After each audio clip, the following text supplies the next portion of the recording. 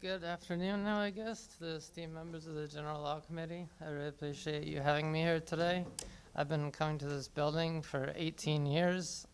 First time I was here, Senator Blumenthal taught me how to write a bill, how lobbying worked, and I think the room right over there a few years ago. And I grew up all my life trusting the state of Connecticut and these agencies to protect me.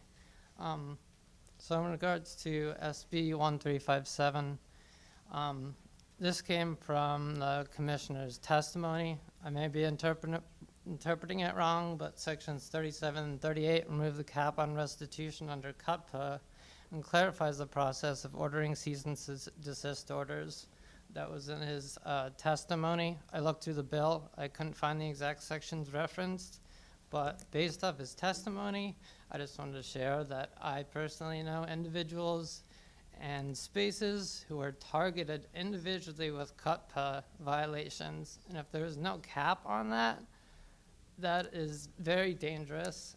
And I just am very much questioning the processes of the Department of Consumer Protection, as they just sent some stuff to the Attorney General before the comments were posted. They're not following the regulatory process, and it doesn't seem anything is happening. They posted all the comments from medical patients with all their emails and information, and then removed them and then put them back up, and blah, blah, blah. It's been back and forth, and it does not feel good. It does not feel open. It does not feel transparent. It feels intentional.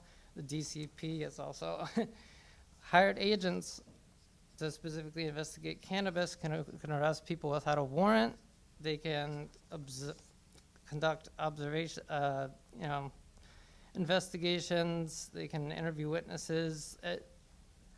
Is the DCP the DEA? I'm very confused as to why these people are allowed to investigate, follow, arrest without a warrant.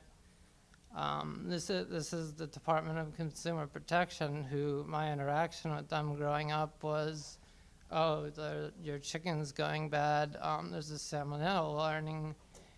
And I understand they oversee pharmacies, et cetera, and that cannabis is considered a pharmaceutical drug in Connecticut. And I'm very concerned, and I've been asking the Attorney General personally, state ethics, state auditors, et cetera, to investigate what the DCP did in 2020. I've never got an answer from anyone, including the Attorney General, over and over. When bodily harm was done to patients, how can we trust the DCP to be writing a single law?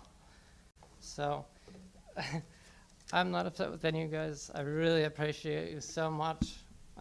Frustration with this is with how people have been treated, who are the most vulnerable, and I just want to make sure that something was said in some way today. Right. Josiah, thank you for coming to testify to us today. I don't know if Rep. Osborne has a comment or a question. I mainly just want to say, hi, Josiah, good to see you. Thanks for being here with us today.